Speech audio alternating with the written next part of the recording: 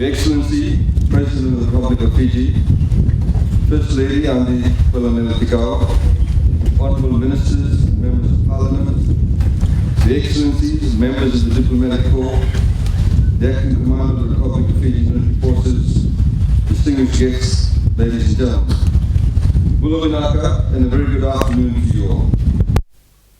This is a day tinged with sadness, but also with intense pride, as we gather to formally farewell His Excellency the President as he comes to the end of his 6 years as our head of state. Few people who have held the highest office in our land came to the job of President as well prepared. Few have performed the role with such distinction, and few have been held in such personal regard by every Fijian as Ratupeli Nelatikau. He is admired and he is loved, because beyond his social status, the high offices he has occupied during his illustrious career, he has had a unique ability to connect with ordinary Fijians of every background. In fact, he has been the people's president. And I know I speak for the whole nation when I say how much we will all miss him, and how pleased we are that he has said he will continue his life of service to the nation when he stands down from the presidency today. We all have our memories of him, whether it is his visits to hospitals or the comfort he has brought to people in times of natural disaster. Our young people will remember him for his visits to our schools and tireless campaign to warn of the danger of HIV/AIDS, of the directness of his message, and the good human way he delivered it, coming straight to the point and dismissing any notion of embarrassment. Having visited almost every high school in Fiji with his safe-sex message, there is no doubt in my mind that the President has saved a great many Fijian lives. And we all owe him a debt of gratitude for that. His commitment to keep spreading the message after he leaves office is especially welcome. Speaking personally as Prime Minister, I want to express my particular gratitude to His Excellency for his steadfast commitment to the notion of one people, one nation, one Fiji. His commitment to forging a national identity in which every Fijian is equal and every Fijian belongs has been absolute.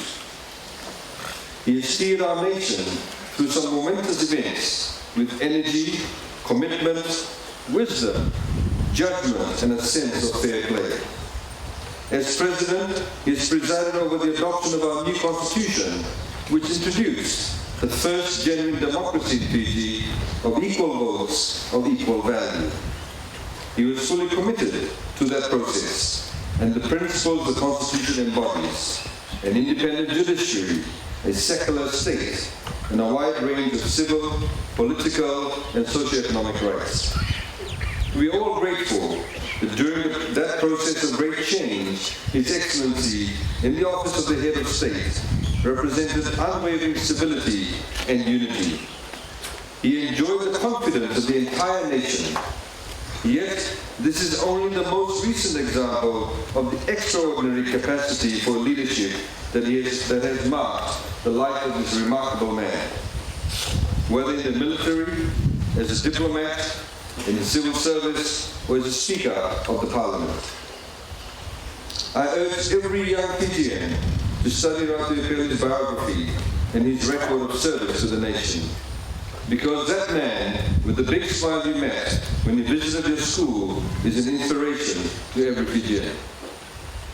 He has represented our nation throughout the region and throughout the world in a manner that has brought great credit to himself, to his distinguished family, and to our beloved Fiji.